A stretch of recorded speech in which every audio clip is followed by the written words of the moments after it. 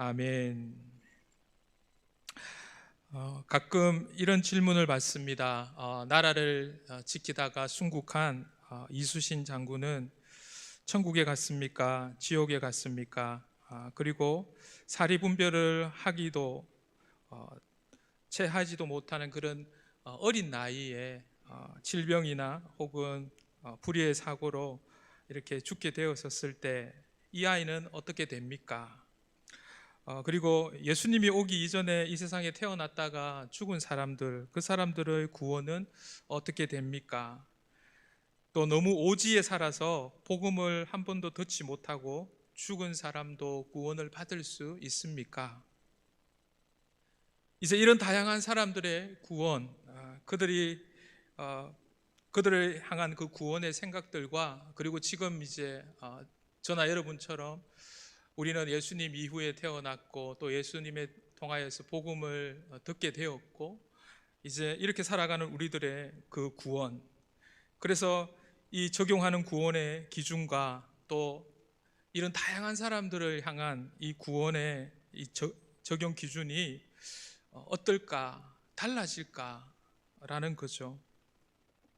근데 우리가 이런 질문을 할 때에 참 쉽사리 답을 뭐라고 정의하기가 쉽지 않다라는 것을 생각하게 됩니다. 그런데 무엇보다도 명확한 답을 구할 수 있는 길이 있습니다. 우리가 이것에 대해서 정확한 답을 얻지 못하는 그 이유는 이 구원의 주체, 그리고 이 구원의 기준을 늘 하나님께 두지 않고 바로 우리에게, 사람에게 두려고 할 때에 우리는 이런 혼란함을 자주 경험하게 됩니다. 우리가 자주 하나님, 예수님, 성령님을 찾지만 또 막상 그분이 어떤 분인지 우리는 쉬 잊어버리고 살아갈 때가 많습니다. 아니, 어쩌면 우리는 너무 위대하신 그 하나님, 너무 광대하신 그 하나님을 모른다고 표현하는 게 어쩌면 더 정확할지도 모르겠습니다. 구원에 대한 질문도 한낱 미물에 불과한 내 상식과 내 중심에서 생각하고 머물러서 생각할 때가 많습니다. 그러다가 우리는 정말 기억해야 되는 그 하나님을 쉬 잊어버릴 때가 많다라는 것입니다. 우리는 흔히 믿음에 의해서 의롭게 되고 믿음에 의해서 천국 간다라고 그렇게 많이 강조합니다.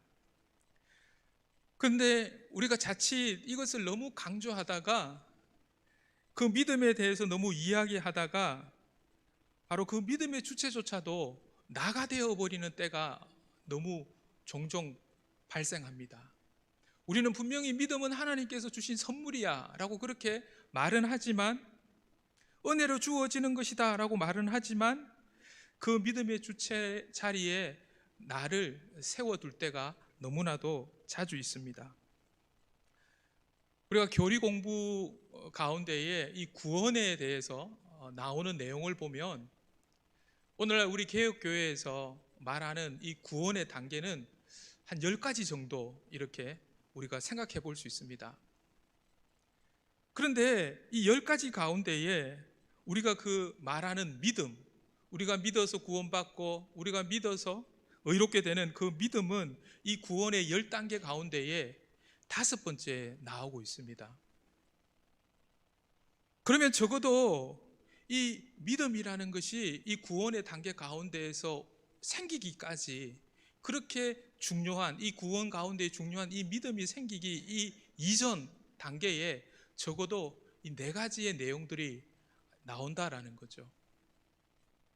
물론 이것이 시간적으로 순차적으로 이렇게 진행되어지는 것은 아닙니다.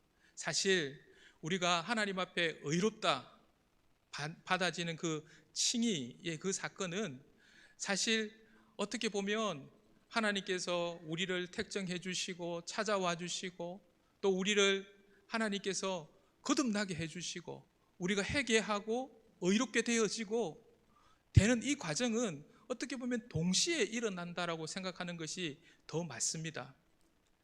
하지만 분명한 것은 우리가 하나님의 말씀을 연구하고 묵상하면서 우리에게 허락되어지는 이 구원이 이러한 순서들이 논리적으로 있다라는 것을 우리가 또 부인할 수 없습니다.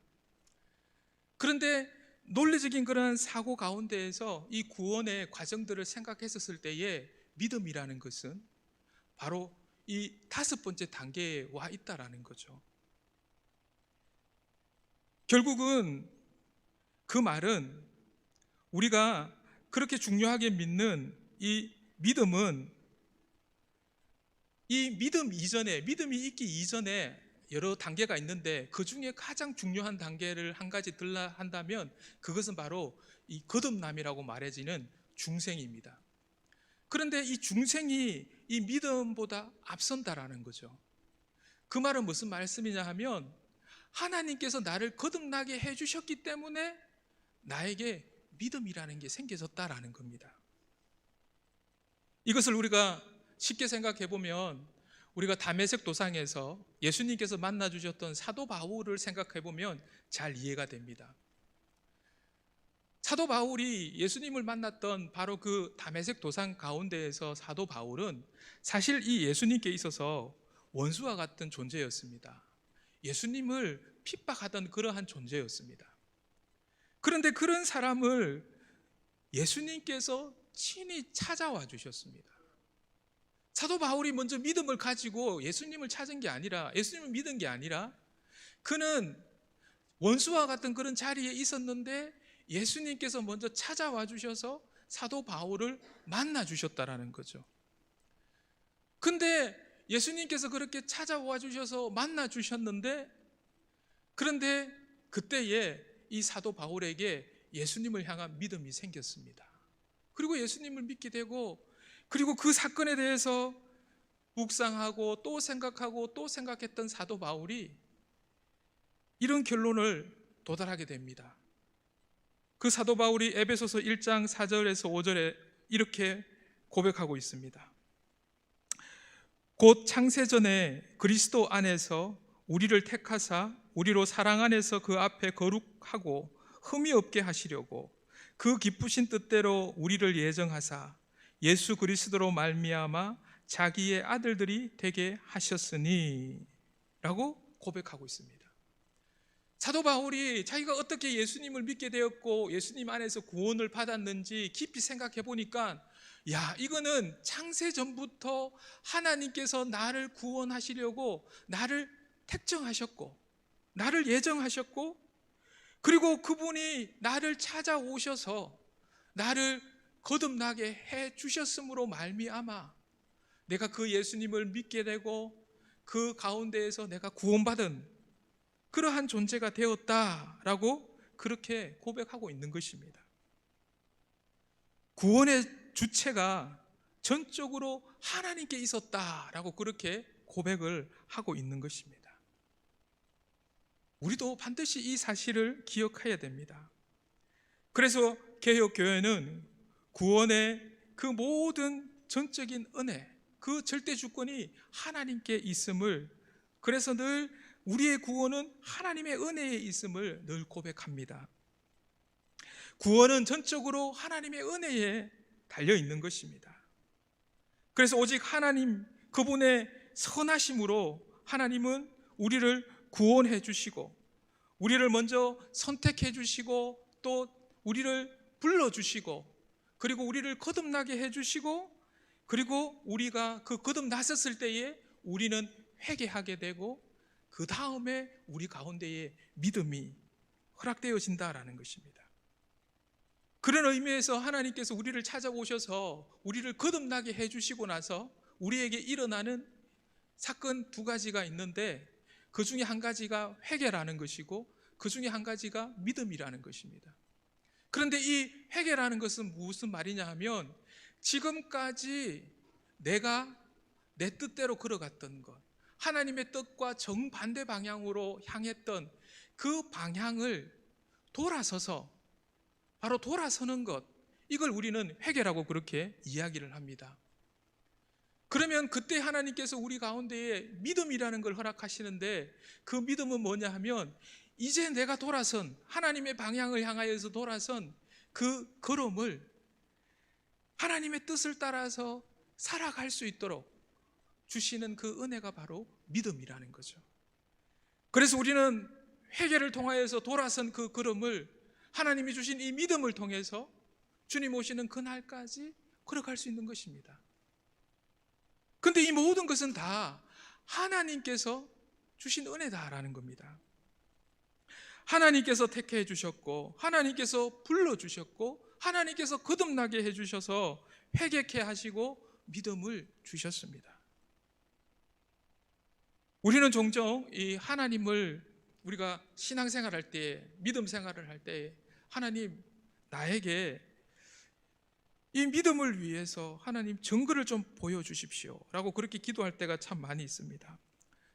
그 생각 이면에는 내가 하나님이 살아계시다라는 것을 어떠한 사건을 통해서 보여주시면, 내가 그걸 보게 되면, 하나님의 기적과 하나님의 이적을 보게 되면 내가 더 큰 믿음으로, 더 굳건한 믿음으로 내가 살아갈 수 있을 거라고.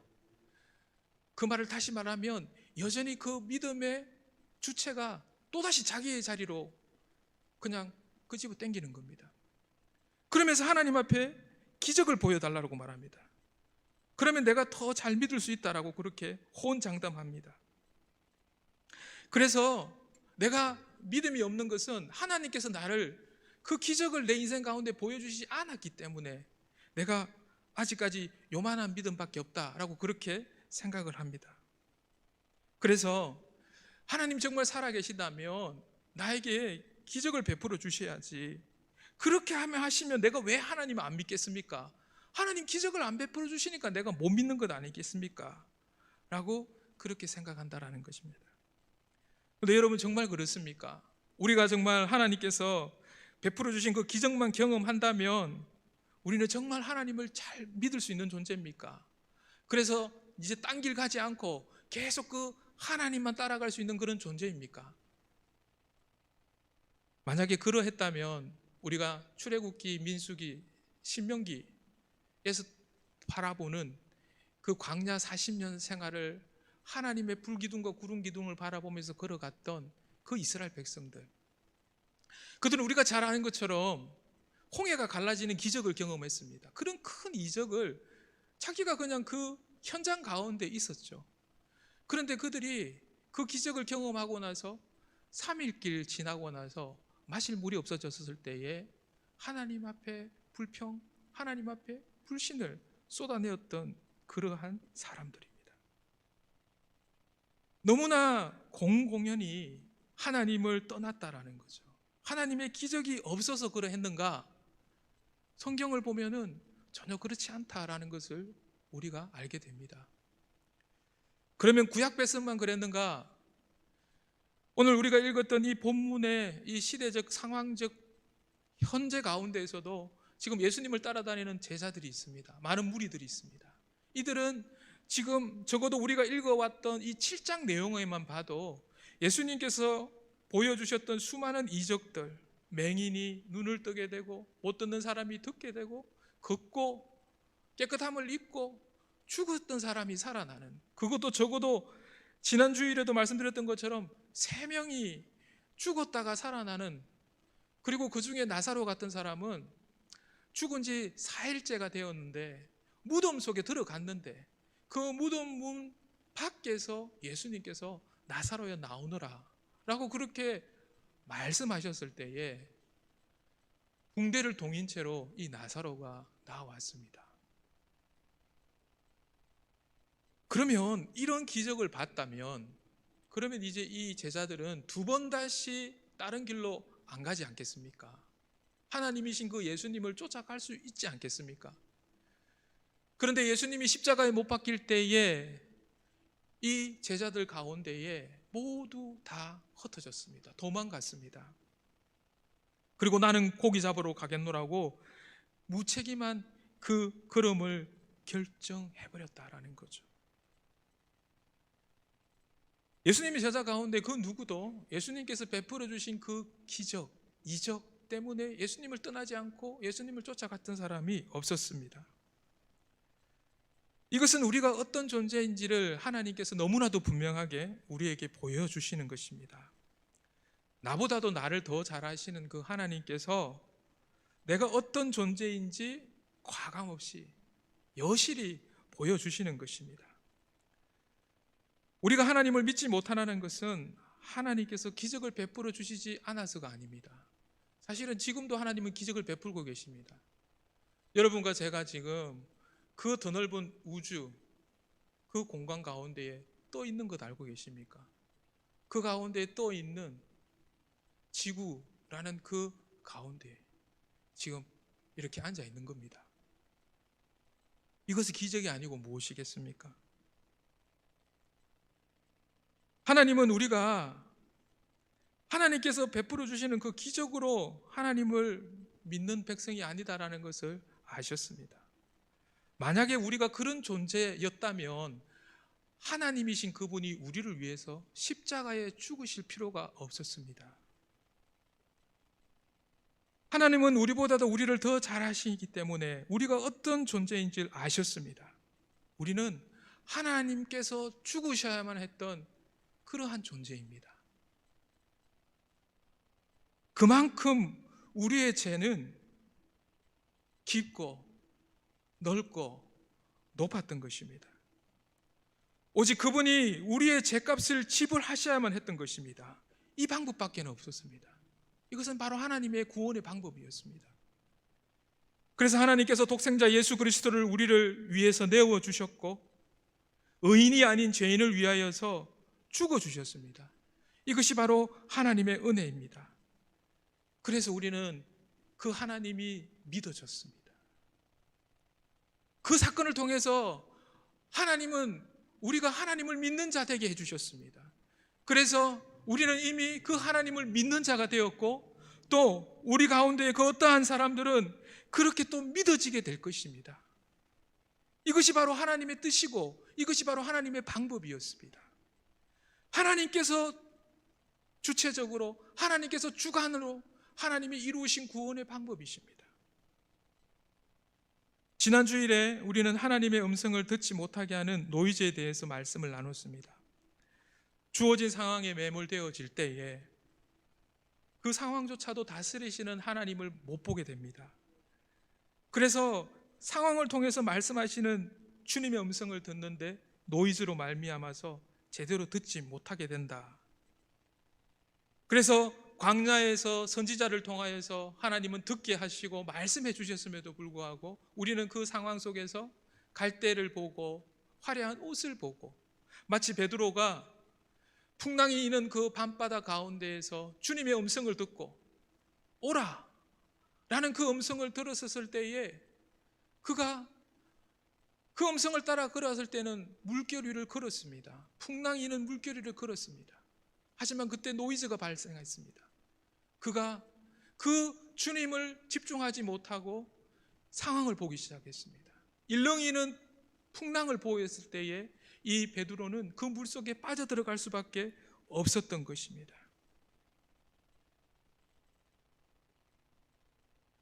그래서 우리가 오늘 살아가는 우리도 마찬가지입니다.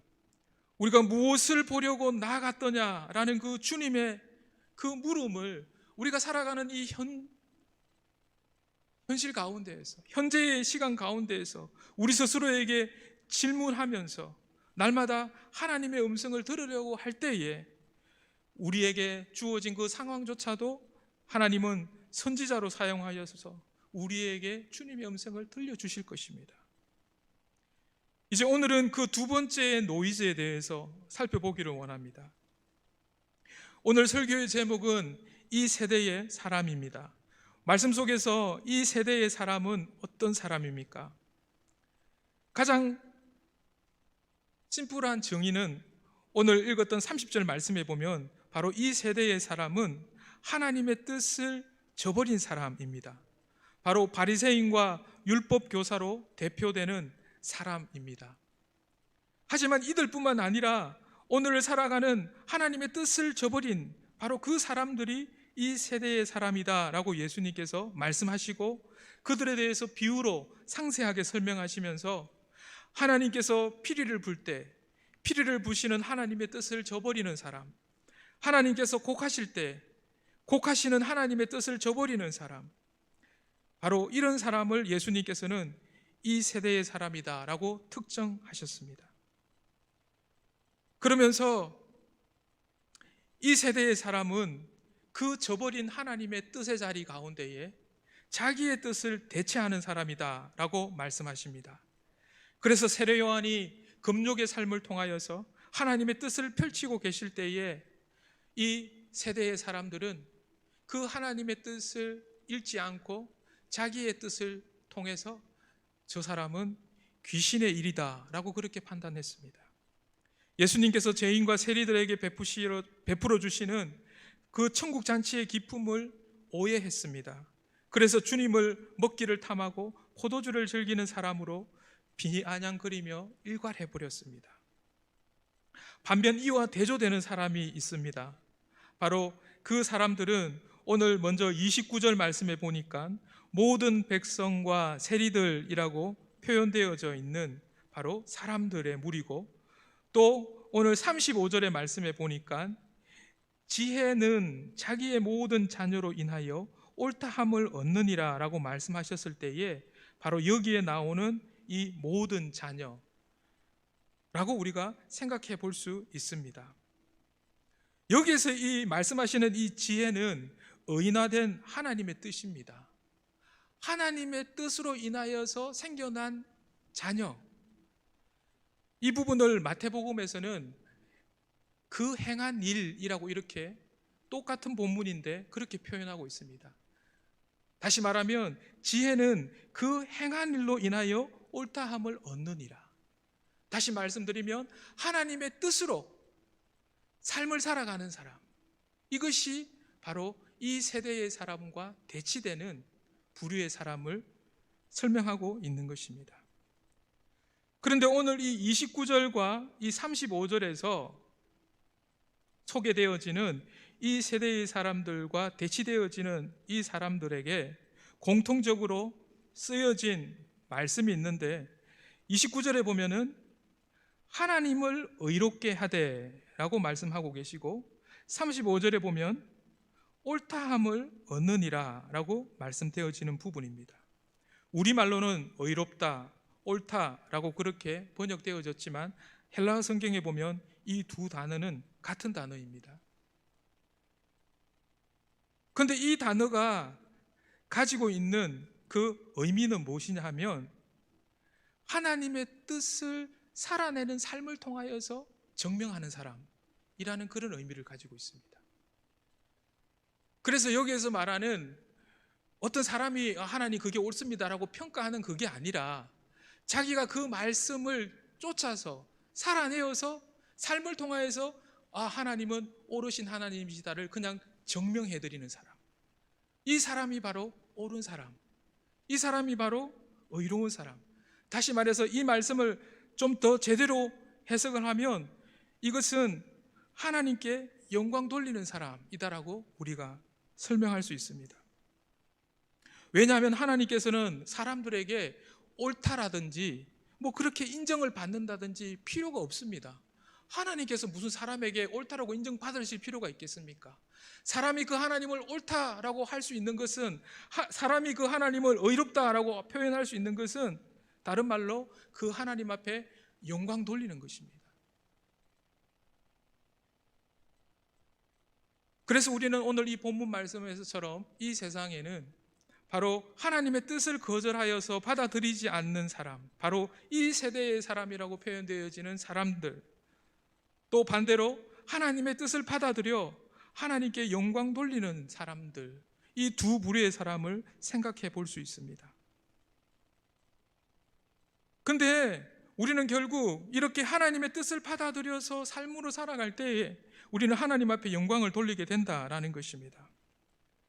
그런데 오늘 말씀에서 나오는 것처럼 그러면 나는 어떤 사람일까? 오늘 본문의 이 말씀의 거울에 비춰보면 나는 이 세대의 사람에게 속할까? 아니면 그 반대일까?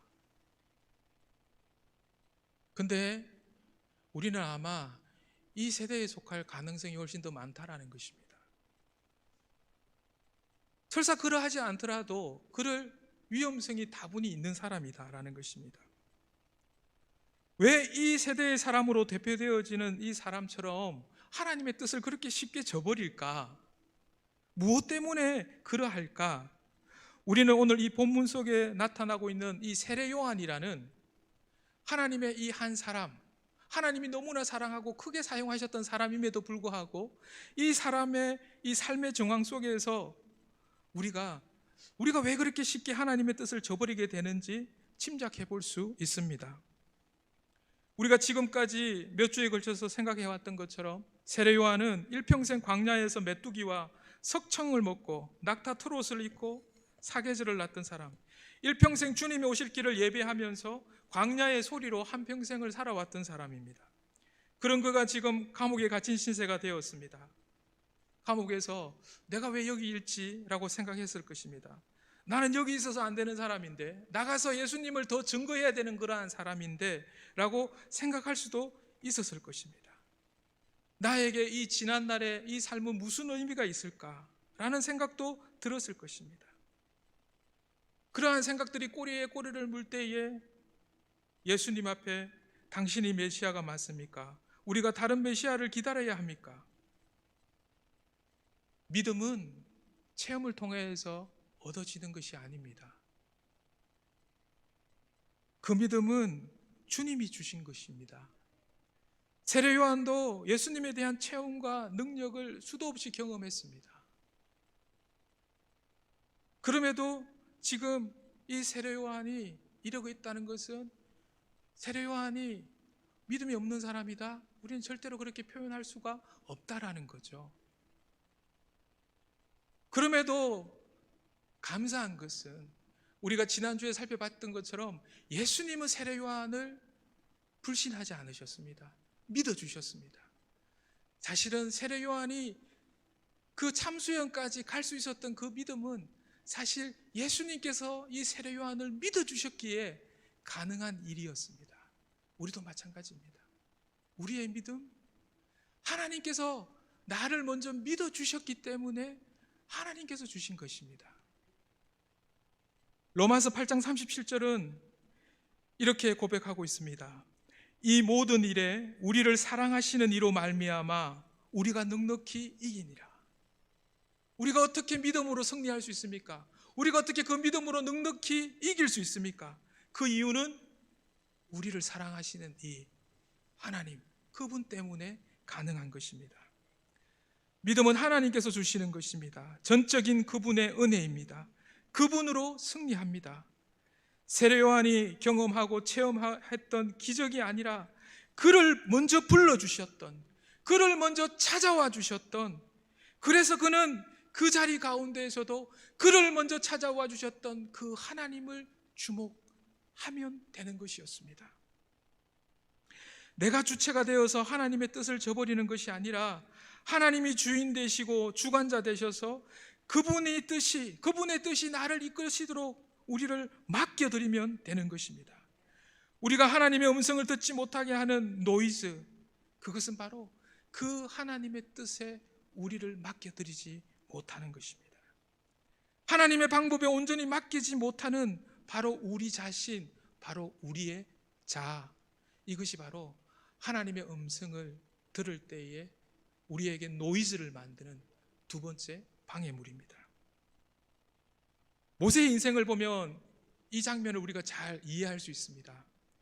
모세는 히브리서 말씀에 보면은 그는 이미 왕궁에 있었을 때부터 그는 이미 하나님께서 자기가 유대 민족이라는 것도 알고 있었고, 뭐 보면 뻔하게 포가 나니까요. 그리고 어릴 적에 자기의 생모의 그 젖을 빨면서 자랐기 때문에 이미 그 생모로부터 자기가 어떤 존재라는 것을 다 설명을 들었을 것입니다. 그래서 히브리서 말씀에는 이미 그가 나이 40이 되었을 그때에 그는 그 애굽의 왕궁을, 이 세상 가운데 즐길 것을 하나님 나라의 그 소망보다 더 사랑하지 않았다라고 말씀하고 있습니다. 그래서 그는 바로 이 하나님의 그러한 음성을, 하나님의 그 뜻을 이미 그가 나이 40이 되었을 때에 그의 민족을 위하여서 뭔가를 해야 한다는 그 하나님의 뜻을 알았습니다. 근데 그때의 노이즈가 발생했습니다. 어떤 노이즈가 발생했느냐 하면, 그는 자기 백성을, 자기의 그 히브리 백성을 이 애굽인의 손 아래에서 구원을 해야 되는데, 그 방법은 하나님의 방법을 찾지 아니하고 자기가 가지고 있는 애굽의 왕자라는 것, 그리고 자기가 지난 40년 동안 배워왔던 그 학문들, 그리고 자기의 능력들, 그것들을 더 의지했습니다. 그래서 그는 그러한 방법으로 이 히브리인들을 구원해 내보겠다라는 생각을 가졌던 것입니다. 하나님께서는 때때로 하나님의 자녀들이 자기 뜻대로 뭔가를 하고 싶어 하면 그렇게 하도록 허락하십니다. 그렇게 해보라고 하십니다. 이스라엘 백성들이 광야 가운데에서 수없이 거듭했던 그 시행착오 속에서 결국 이것들을 배우게 되었던 것입니다. 그래서 이 장면을 시편 106편 13절에서 15절은 이렇게 말씀하고 있습니다. 광야에서 욕심을 크게 내며 사막에서 하나님을 시험하였도다. 그러므로 하나님께서는 그들이 요구한 것을 그들에게 주셨을지라도 그들의 영혼은 쇠약하게 하셨도다. 광야 가운데서 자기가 하고 싶은 대로, 자기가 주장하고 자기가 내세우는 그대로 하나님 한번 해봐라고 해주셨다라는 것입니다. 하지만 그들의 영혼은 더 쇠약해졌던 것입니다. 모세가 40이 되었을 때도 마찬가지입니다. 어느 날 동족들이 그 고난당하고 있는 노동의 현장에 갔는데 애굽 사람으로부터 히브리 사람이 막고 있는 것을 목격했습니다. 이때에 이 모세는 좌우를 살폈습니다. 보는 사람이 있는가? 아무도 없었습니다. 그것을 확인하고 이 애굽 사람을 쳐서 죽이고 모래에 묻었습니다. 모세가 좌우는 살폈지만 모세가 위를 보지 않았습니다. 그는 보는 사람이 있는지 없는지에만 신경은 썼지만 하나님께서 보고 계시다라는 사실에는 관심이 없었습니다. 모세는 이렇게 하면 이스라엘 백성들이 하나님께서 자기의 손을 통해서 구원해 주신다라는 것을 깨달을 거라고 생각했습니다.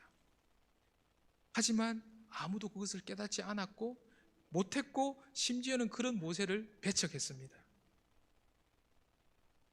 그래서 모세가 이 일 이후에 우리가 잘 아는 것처럼 40년간의 광야 학교를 가게 되는 것입니다. 그가 이 40년 동안의 광야 학교 가운데에서 배운 것은 바로 자기의 이 자아를 죽이는 일이었습니다. 자기 자신의 자아를 죽이고 하나님의 음성을 분명히 듣는 그 일이었습니다. 그리고 그렇게 그가 다시금 하나님의 뜻 안으로 들어왔었을 때에 그는 고작 한 사람의 애굽 사람을 쳐서 죽이고도 감출 수 없었던, 모래 속에 감출 수 없었던 그러한 존재였는데, 이제 그는 바로의 군대, 그 수많은 애굽의 병사 전부를 바로 그 홍해 바닷가 가운데에 묻을 수 있는 그러한 엄청난 일을 하게 되는 것입니다. 저는 이 일이 우리가 생각하는 이 구원, 이곳 가운데만 있다라고 생각하지 않습니다. 어느 목사님의 설교 내용 가운데에 이 목사님이 소소한 일상 가운데에 하나님이 주신 큰 깨달음을 소개했습니다. 텃밭에서 여러 가지 채소를 길러서 먹을 수 있게 되어서 이 목사님이 사모님께 감사를 표했답니다. 당신이 이렇게 수고를 해가지고 이렇게 신선한 야채를 먹게 되는 겁니다. 고맙습니다. 그런데 그때 사모님이 하는 말씀이 나는 물밖에 준 게 없는데, 내가 한 게 아무것도 없는데 라고 그렇게 이야기를 하더랍니다. 그 순간 목사님에게 큰 깨달음이 왔는데, 그 말을 듣고 나서 이제 식탁 위에 놓여있는 물컵 속에 물을 바라봤는데 갑자기 그 물 속에 오이가 보이고 토마토가 보이고 야채가 보이기 시작을 하더랍니다. 물이 오이처럼 보였고 물이 토마토처럼 보였고, 저 물만 주었는데 이것들이 생겼구나. 그리고 그 후에 며칠 후에 하늘에서 비가 내렸는데, 근데 하늘에서 내리는 그 비를 보면서 갑자기 그 빗방울이 똑같이 토마토로 보이고 오이로 보이기 시작하고 야채로 보이기 시작했다라는 것입니다. 그러면서 하나님께서 하늘에서 내려주신 그 만나는 이스라엘 백성들이 광야 40년 동안 그때에만 내리신 것이 아니라 지금도 여전히 우리가 그 하나님을 인정하여 드리지 못할 때, 온전히 우리가 그 하나님을 인정하여 드리지 못했기 때문이지, 그 하나님을 인정하여 드리면 지금도 여전히 하나님께서는 하늘의 그 비로 이 땅 가운데에 우리에게 날마다 일용할 양식을 하늘에서 내어주시는 분임을 보게 된다라고 그렇게 말씀을 하셨습니다. 여러분 어떻습니까? 여러분 혹시 오늘 하루하루 이번 한 주간의 이 삶의 자리 가운데에서 여러분 내 자아가 땀을 흘려서 수고해서 일용할 것들을 얻게 된다라고 생각하십니까? 그런 우리를 위해서 예수님은 분명히 말씀해 주셨습니다. 몸을 위하여서 무엇을 먹을까 무엇을 마실까 염려하지 마라. 공중의 새 들에 핀 백합화도 내가 먹이고 내가 입힌다. 그런데 너희는 그런 공중의 새와 백합화보다 훨씬 더 귀한 존재다.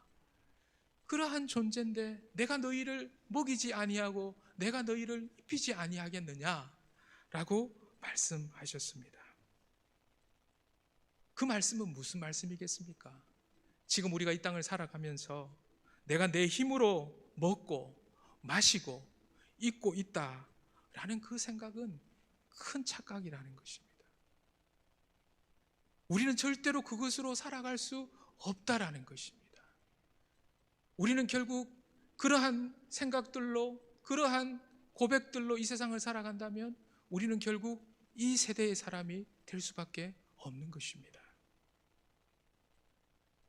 그 모든 것이 하나님께서 은혜로 내려주시는 하나님의 그 사랑의 음성이 분명히 들려지면 우리의 인생은 달라지게 된다는 것입니다. 오늘도 하나님께서는 우리에게 이 세대의 사람처럼 하나님이 그런 음성을 들려주셨을 때에 우리 속에 있는 이 자아로 말미암아 노이즈를 만들지 말라라고 말씀하십니다. 전적으로 하나님을 믿어라. 하나님을 신뢰하라. 우리가 살아가는 것은 하나님의 은혜로 살아가는 것이다. 그 하나님의 음성을 우리는 분명히 들어서 오늘 이번 한 주간의 삶의 자리 가운데서도 그 하나님의 은혜로, 하나님의 은총으로 온전히 기쁨과 감사와 은혜가 충만한 그런 삶을 살아가는 주님의 성도님들 되시기를